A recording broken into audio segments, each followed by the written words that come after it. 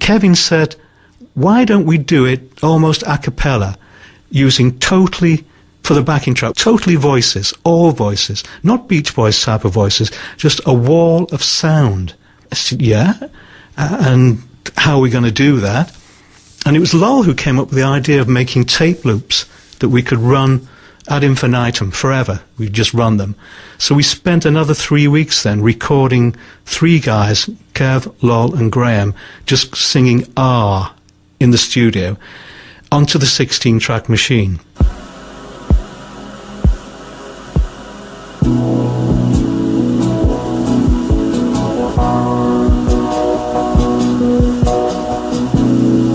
Each note had 16 tracks of 3 people, if you've got your calculator there. And we had to record a chromatic scale of 12 voices that would fit any chord in the song.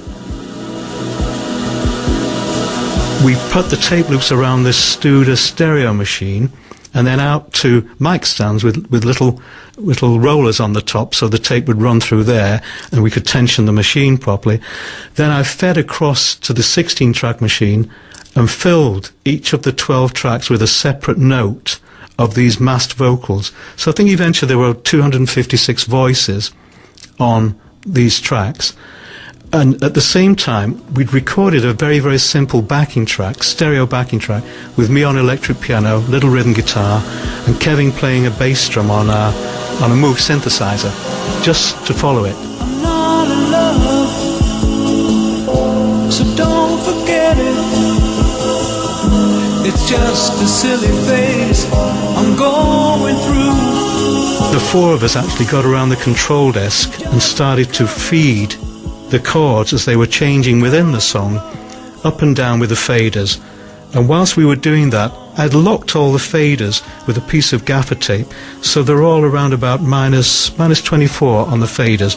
But because it was a chromatic scale, there was this lovely sort of hissing, breathy sound, like when you walk in a concert hall and people are just talking very quietly, but there's this wonderful hiss. All of which probably explains why nothing had ever sounded quite like that record before, had it? It was a milestone in recording.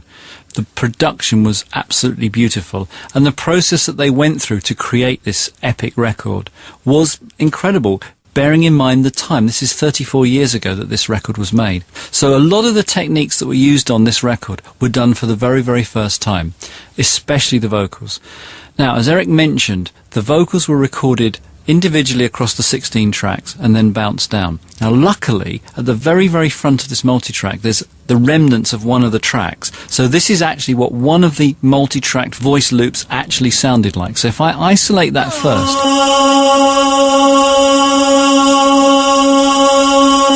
and that very slight blip you can hear, that's where the splice would have been in the loop. So although you can actually hear the loop as it goes through with the splice point, in this case, when you had the other 11 added, all at different splice points, the loop point would have been inaudible. So now if we start the actual multitrack up, you can hear what Eric was talking about, this sound that does sound like you're entering a cathedral or some hallowed space.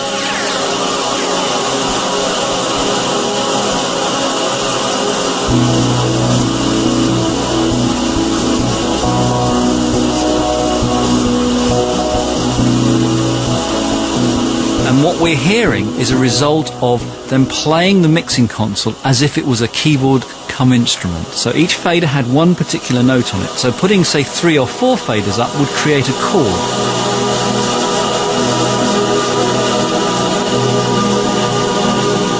And as they knew what the chord progression of the song was, they could go through it bit by bit.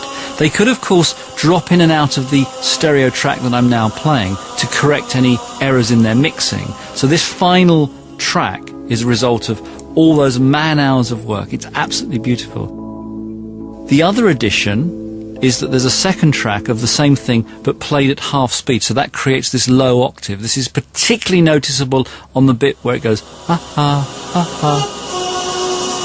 And you can hear both the high original pitched vocals and the low octave vocals. So Eric's using his half-speed trick again, which he obviously likes. I don't remember another record that starts off with the vocals being produced and then you playing along with it. But this seems to have started with just the vocals. That's right, they created a guide backing track just to make sure they mixed the vocals in the right sections with the right balances. But once they had their correct vocal track, they then proceeded in the control room, which creates a very, very different atmosphere, played in the control room the rest of the instruments, the Fender Rhodes,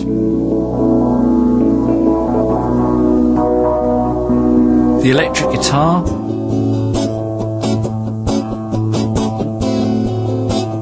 and curiously, no drums. This bass drum was actually created by a Moog synthesizer. Now, Lol had one of the very first Moog synthesizers in the country, and he'd learnt how to program it, so he was able to create this unusual, soft bass drum sound, which Kevin played, being the drummer, throughout the song. In fact, a real drum kit would have been overpowering on this record, so it suits the subtlety of the backing track. So you're right that they played along to a pre-recorded ooh backing track, which is unusual. So once they got the backing track to their satisfaction, they then subsequently overdubbed in the traditional sense. So, for example, the other backing vocals were sung to a finished track. So let me isolate those first of all. It's because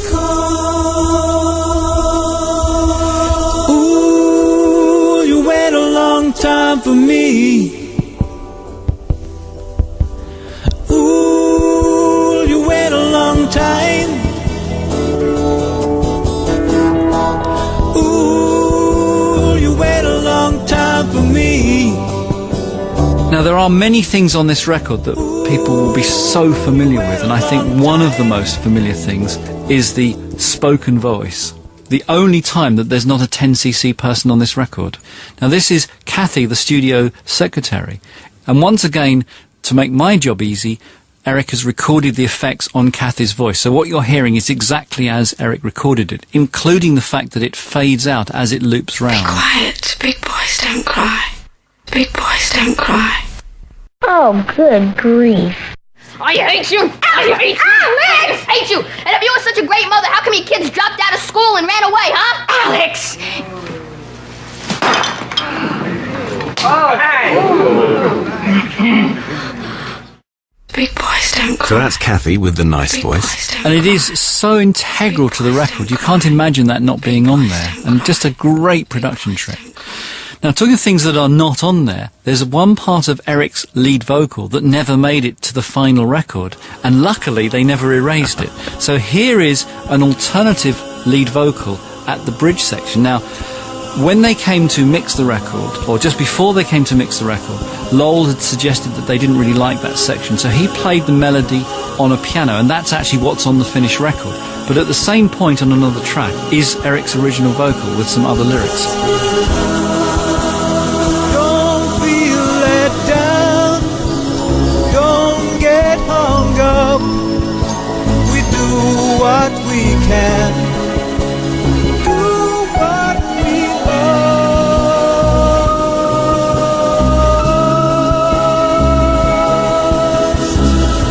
This is probably the first time this has ever been heard outside of the studio, and probably for 34 years.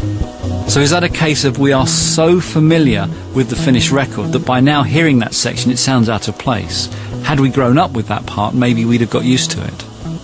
Any other little tricks and surprises you've discovered? Yes, this little sounds interesting. This is a music box, and there's 2 tracks of it. It was double-tracked.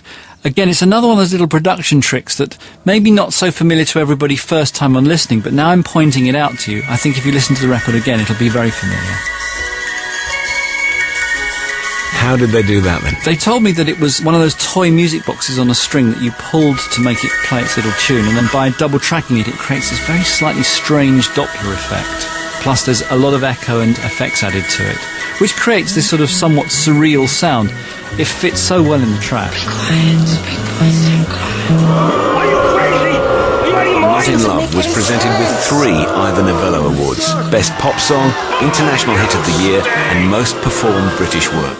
If you have to prove your manhood, get somebody your own age. Shut up! Oh, what's the matter with you? What's the matter with you, doctor? Ever try getting your kicks with a woman? Shut up, Mom! How about taking me on, or is that too frightening for you? You lonely, Mom? You want him?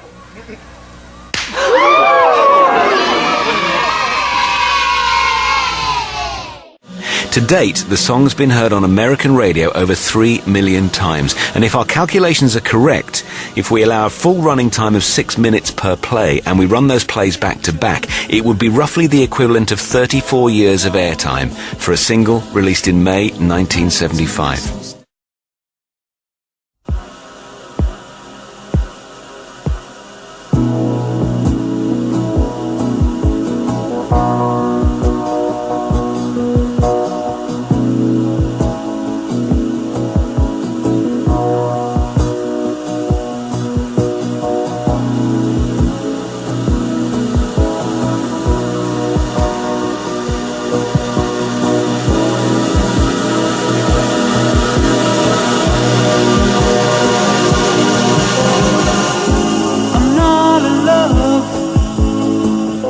So don't forget it.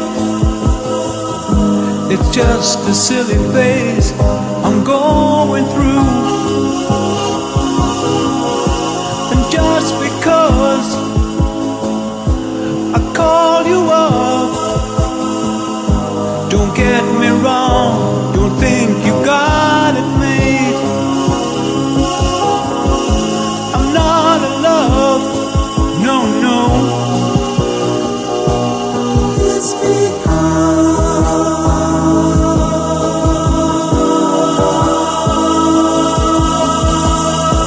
I like to see you, but then again,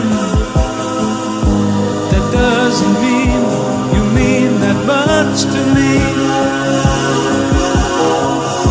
So if I call you, don't make a fuss. Tell your friends about the two of us. I'm not in love, no, no. It's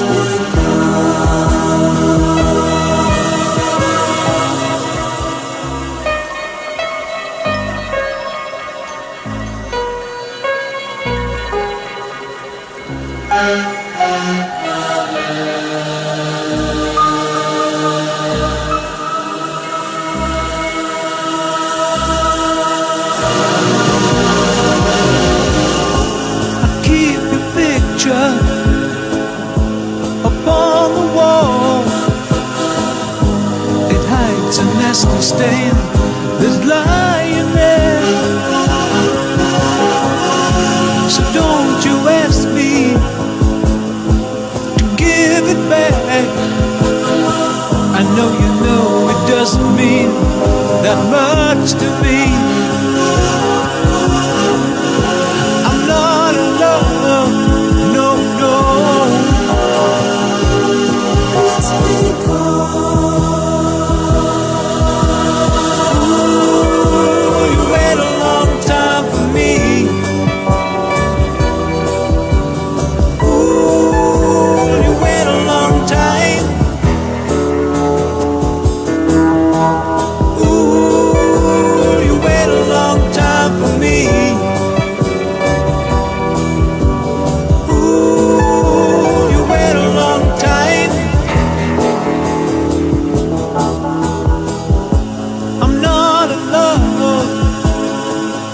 So don't forget it. It's just a silly phase I'm going through.